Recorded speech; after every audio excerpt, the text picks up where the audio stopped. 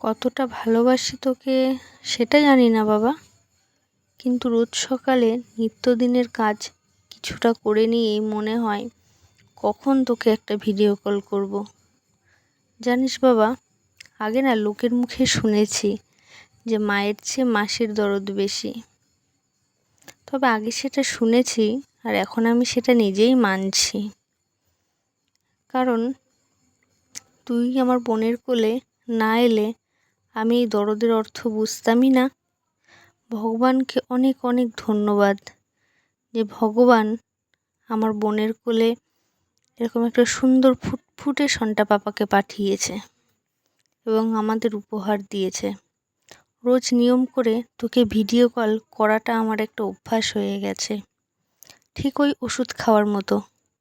ওষুধ না খেলে যেমন শরীর ভালো থাকে না, ঠিক তেমন তোকে ভিডিও কলে না দেখলে আমার মন ভালো থাকে না। এই যে তুই আসলি, এসে মায়ের সাথে আবারও চলে গেলি, তখন আমার খুব কষ্ট হচ্ছিল, খুব মন খারাপ হচ্ছিল। জানিস বাবা, তুই যে আবার কবে আসবি খুব তোর আসার অপেক্ষায় আছি। তুই আসলে আবার তোকে চটকাতে পারবো, আবার তোকে আদর করতে পারবো। এইভাবে এই আসা যাওয়ার মাঝেই আস্তে আস্তে তুই আমাদের চোখের সামনে বড় হয়ে উঠবি। এটা ভাবলেই খুব আনন্দ হয়। যাই হোক, আমার যারা ইউটিউব সাবস্ক্রাইবার বন্ধুরা আছেন, আমার ভিডিও আপনাদের কেমন লাগে এবং কেমন ভিডিও বানালে আপনাদের ভালো লাগবে, অবশ্যই আমাকে একটা কমেন্টস করে জানাবেন। কমেন্টস করলে সেটাতেই আমরা আরও বেশি উৎসাহ পাবো এবং ভিডিও করার ইচ্ছাটা যেন আরও বেড়ে যাবে।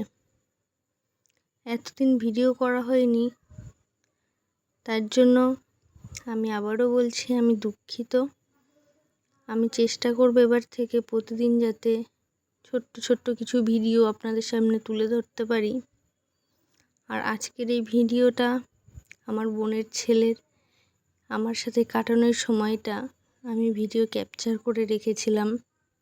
এই ভিডিওটা আপনাদের কেমন লাগলো আমাকে কিন্তু অবশ্যই জানাবেন। সন্টা পাপার এই হাসিটা দেখলেই যেন মন ভালো হয়ে যায়, শুধু ওকে বারবার হাসাতে থাকি, খুব ভালো লাগে আমার।